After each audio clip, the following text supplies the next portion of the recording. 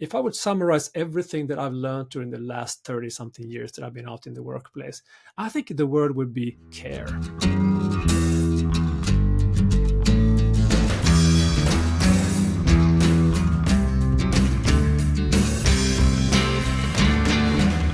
Welcome to another episode of $4 Million Strategy. Today, I am very excited to have our guest, Antoni Lacinai. He is a global speaker, motivation and communications employee expert. And in particular, he looks fantastic in his 40 strategy sweatshirt. Today, you look fantastic, Antoni. All right, we are talking about strategic culture today. Tell us, how do we create a great strategic culture in less than 4 minutes? Let's first understand the word culture and how it means. What it means cultivate. It's about almost the agricultural part of it, but let's use it as a metaphor also for our workplace and our culture in the workplace. So how do we cultivate a great atmosphere where people thrive, where people feel engaged, where people feel happy and so on? And that's the core of it, I would say. So my first question that I always like to ask people who are into the culture kind of focus is, how would you like to be described? How would you like your employees to describe this company? How would you like a potential employee to describe this company if they are curious and starting to find out things about you? How would you like the customer to describe you? So that question is kind of central when it comes to culture, because the answer will give away quite a lot of details or quite a lot of clues about what your culture is. And I would say that I found that there are different kind of hidden driving forces behind a culture. We say that strategies, culture eats strategies for breakfast. Well, you know what? Those hidden drives eat those cultures for breakfast as well. So let me go through them one by one. If you're in a toxic environment where culture is really bad, when you have the blame game going on and people are just, miserable, bullying, all those things, they have what we can call a going away from a mentality. The driving force is just to leave that area, and that is the survival mode. If you have a traffic light in your brain, we're talking about the red light here right now. Everything is just stop, let me get out of here. And what do you get then? You get a behavior and a communication of attack or escape. That's it. People just want to get away from that lethal situation because, in our DNA, this is a lethal situation.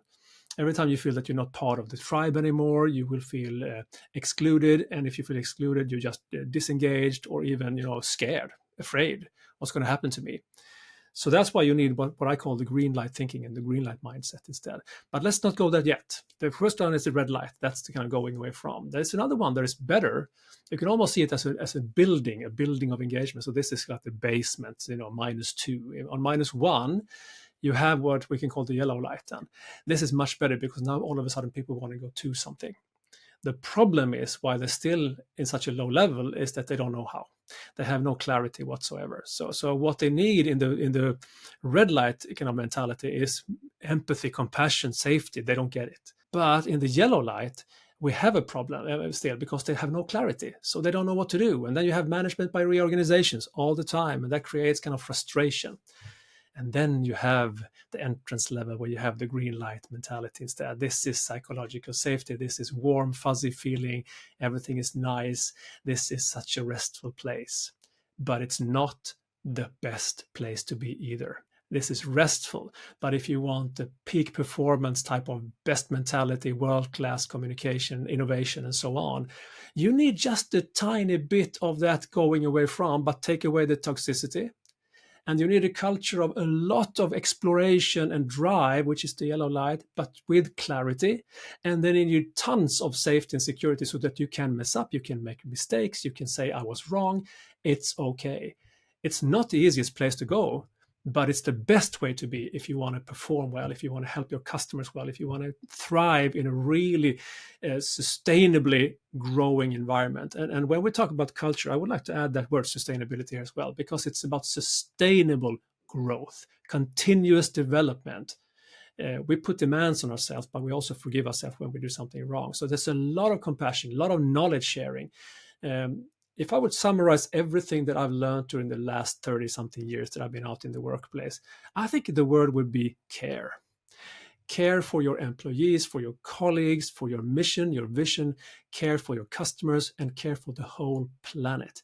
Now, if you do that, I got your back. I want to be part of that journey with you. If you don't, hey, don't call me. That's what I'm saying.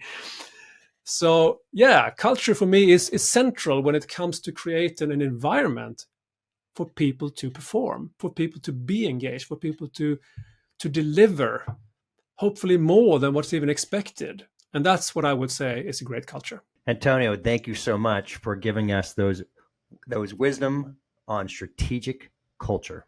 Thank you.